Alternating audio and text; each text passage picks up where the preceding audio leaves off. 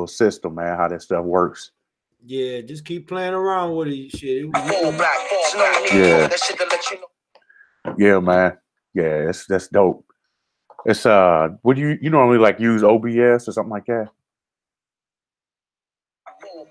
Yeah, to do all the little graphics and stuff man. like that. Yeah, I would use that.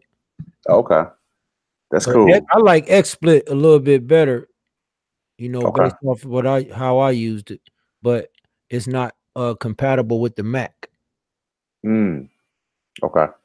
Yeah, that's what I use a Mac, but I just got another laptop because I run, like, you know, I'm a part of one of my companies, man, is we do SEO, and what the search engine optimization, we get people found on Google. Well, we found what we do, man, is we run a lot of tests, and so when we run these tests, I need to have another machine, so I went and bought a laptop the other day, a regular PC laptop, so I could run, be able to run tests, and also it kind of helps with rendering stuff. I noticed that. So it looks like we got a few people in here, man. Let me pull the thing back up again. Yeah, I'm gonna shoot the link out to a few people, let them know we over here. Okay. Right on. I appreciate that, man. Appreciate that. So let me see. I must have X'd it out. All right, man. Hold on. You see, I got it titled "A Conversation with a Businessman." You know, Uncle Suge, man. So let me put this in here: a conversation with a businessman. But two businessmen. Okay, yeah.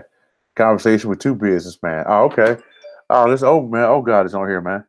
He's sharing it right now too. Right on, man. Right on. Oh, appreciate that, man. What's up, Nene?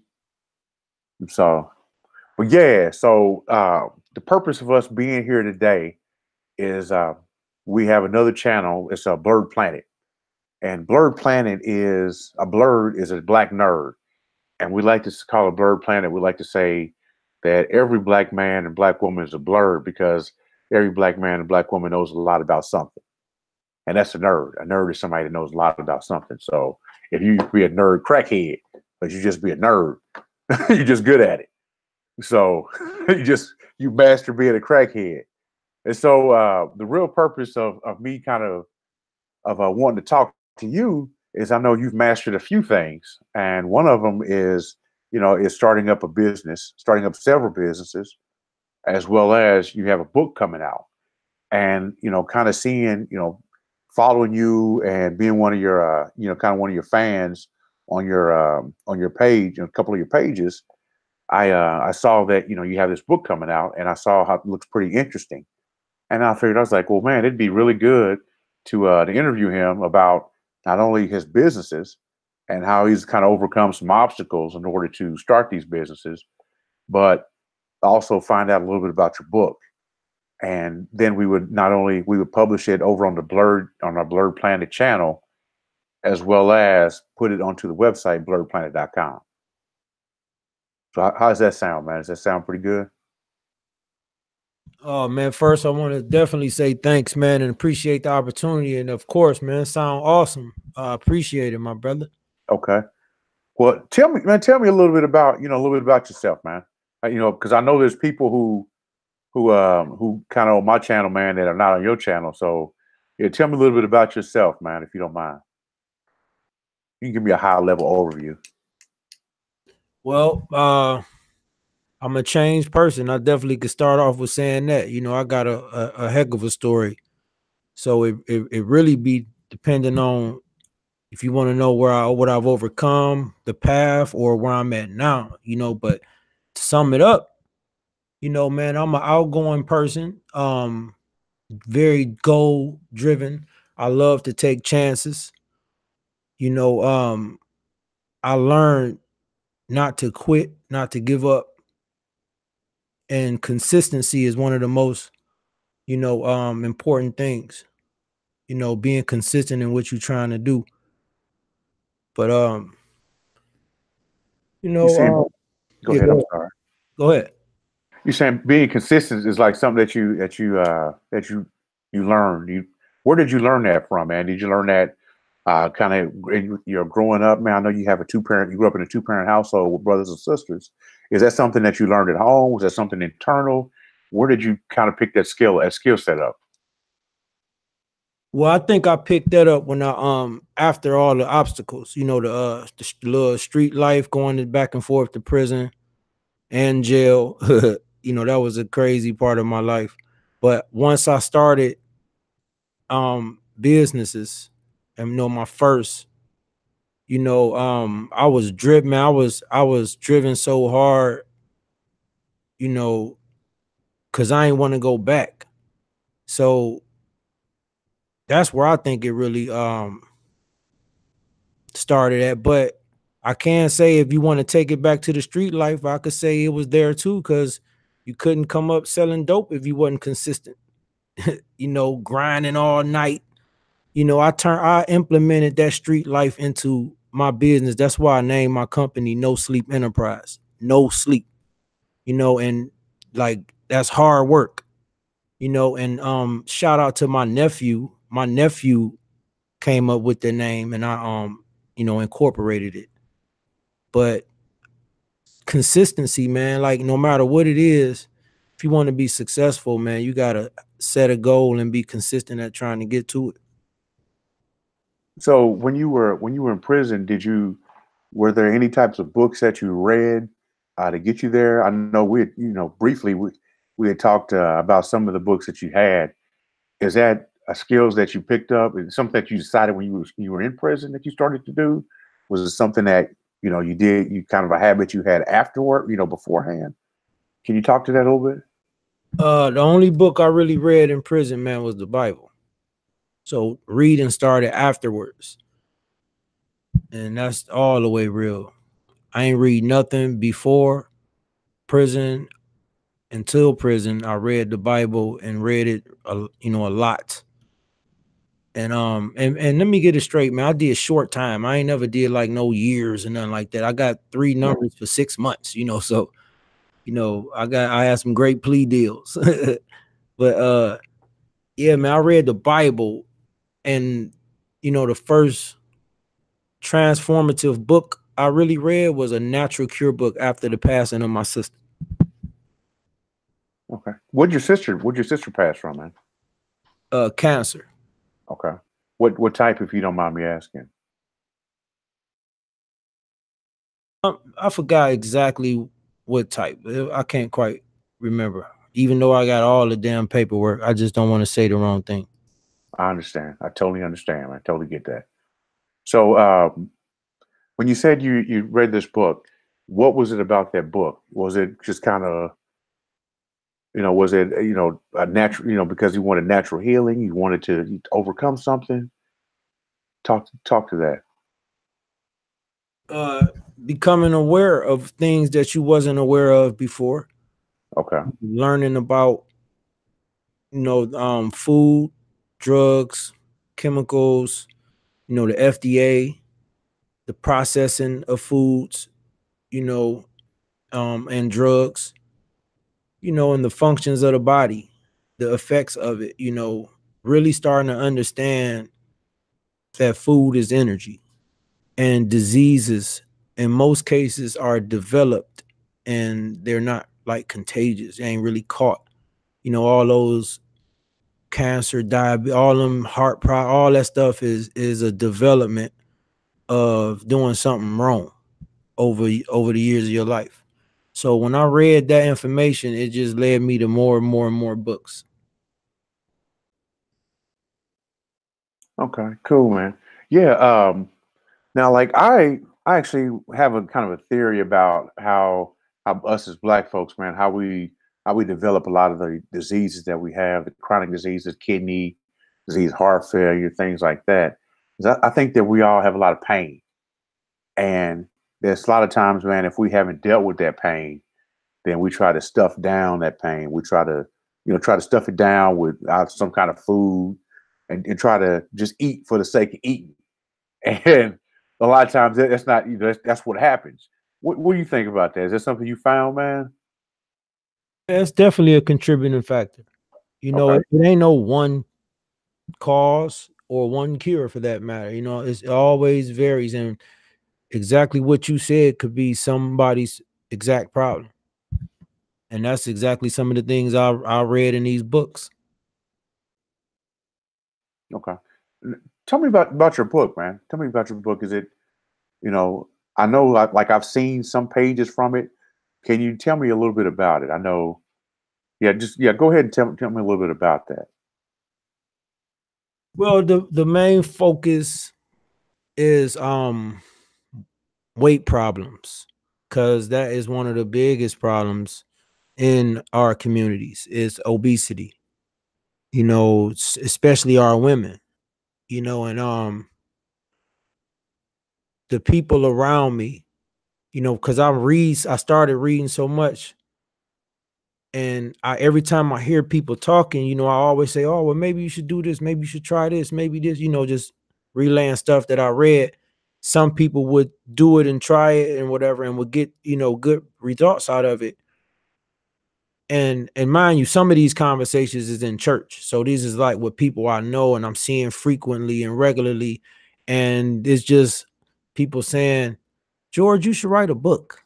You be talking all that stuff. You should," that's what planted the seed, you know. And it's like, and I'm like, man, you know what? Maybe I should write a book. So it's just information. It's nothing I made up. You know, it's gathered information. And in the process of me writing this book, I looked up certain videos like on how to write a book. And the perfect examples was what I had already done. It say you gather all the information on what it is you want to write about, and you just write it. You know, and if you use something from other books, you just credit the source where it came from.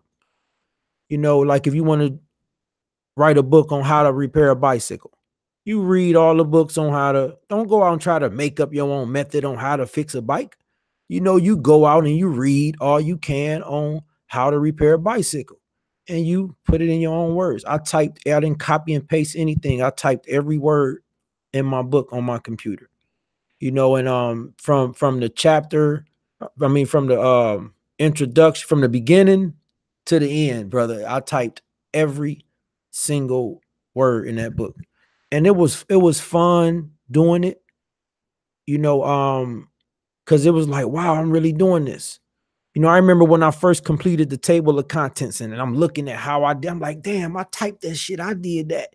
You know, it was like, I'm like, wow, I can do it. And it's basically anybody can. It's not nowhere near as hard as people think it is. The only thing is hard is the not knowing.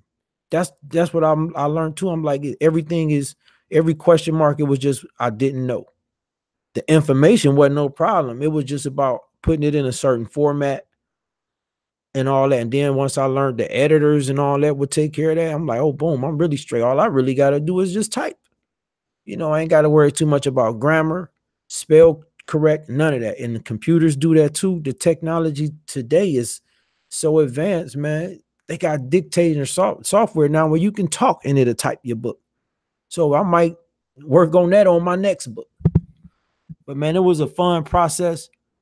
And let me say this too. The delaying of the release of the book, because I had this book complete for a while. When I came on YouTube is right around the same time my book was complete. It was edited and everything. And I saw the conscious community, you know, and I saw people doing lectures, PowerPoints and shit.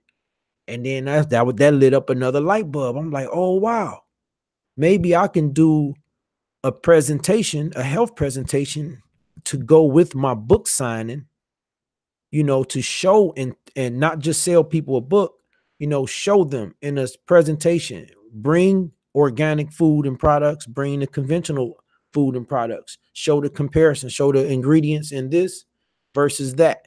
And in my PowerPoint, I'm going to show the effects of those drugs and chemicals or whatever is in those products. So that's what's delayed the release of the book, because I'm trying to get a hall, my church hall, and host this presentation and give free smoothies and all that, because that's something else I'm trying to work on too.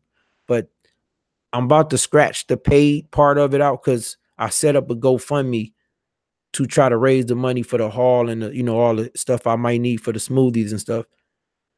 And the GoFundMe ain't go where I thought it might. So I'm just gonna do a free presentation. I'm still gonna do it. I'm just gonna give a free one. And I'm sure it'll turn out, you know, just as good as the paid one would have. Okay, that's great, and that leads me kind of to the GoFundMe and GoFundMe and business. So as a businessman, I know you have several businesses. As a businessman, how do you feel about the GoFundMe, you know, funding for-profit businesses? You think that's something that a lot of businesses should do? You think they should be more self-funded? Can you what I mean, what are your thoughts about that, man? I think any legitimate business should use that if they have the option to. I was totally not with it at first. And after hearing, you know, advice from a few friends around me, you know, we went on and did it. And after the, you know, certain conversations, I think I changed my opinion on it. I think they can be used as long as people not misusing them. And see, I used to host events to raise money. Like what I'm trying to do now, I would just do it out of pocket, you know, rent a hall, sell tickets, bring people in, give something for free, like food, pictures, beer, give something at every event, give something away. Um, so now they got all these donate. It's just a new era. And I also think about all the other corporations throughout the years. They all get donations. In the books that I read about um these corporations and food industry, they all get donations. Some of these billion-dollar corporations still getting donations. So is, you know, we laugh at people like a very small business like And us. we got those tax benefits. Man, tell me about it. That we don't qualify for and probably never will. You know, I think it's cool. I used to talk like, man, it's crazy, but you know, as long as it's being used for what is the purpose, I think they necessary. Well, not necessary, but I think they cool. All right, all right. I got people calling me, man. I have about three businesses. Well, actually, I do have three of them, and so I get people calling me all the time, man, about little things. So, and that takes us to the businesses, man. I know you're a businessman. That's what this is all about—a conversation, you know, with the businessman. Tell me about your businesses, man. Audio and video engineering and production, um, songwriter, song producer, um, small store owner. Um, what else can I be in the category? I mean, a broadcaster. I got all type of stuff in that field. Some other things I really don't want to talk too much about. All right, I understand. I totally understand, man. I totally understand. So you say the audio visual engineer. What what happens there?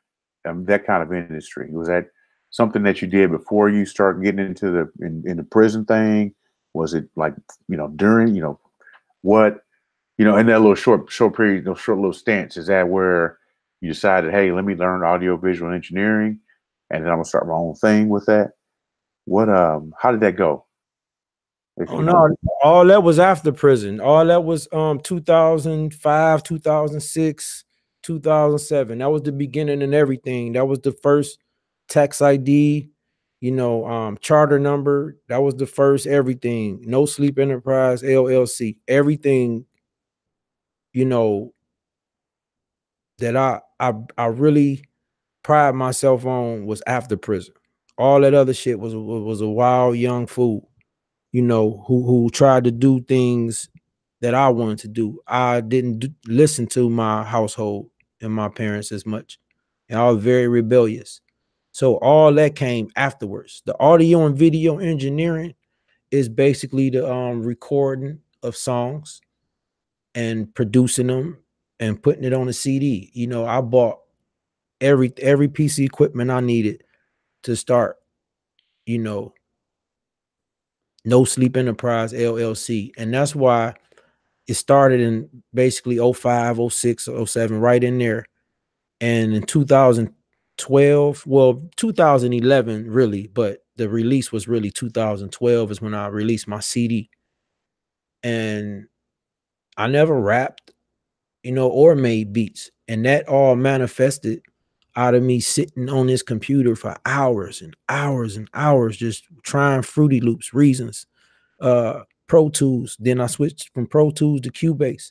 I also took classes at Lakeland Community College for audio and video engineering and production, learned the basics, and was like, I can do this, and start watching people rap, mainly my nephews. I got to credit my nephews because that's why I took the route to invest into the music, because my nephews was rapping. I heard them rapping. I'm like, man, this y'all on the CD. I'm like, man, I'm trying to figure out what I'm gonna do with my life, So that's how it started, and boom, I set up the home studio, and then they took me to somebody's studio, and I saw it. I'm like, damn, you can do this on the computer.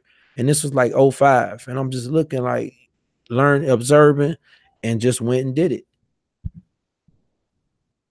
Man, that's fantastic, man. That's fantastic to hear that, man. So you made yourself a nerd about the music. That's when you said that for hours and hours and hours. And And mind you, especially, brother, I got to slide this in here. yeah, All reading too. Like when I wasn't on the computer, I was getting books, going to get this book, ordering this, going to this used bookstore, finding this book. All in the process. This is what I'm doing, man. Reading and on the computer. there's a book that's out. It's Can't Hurt Me by David Goggins. I think check it out, man.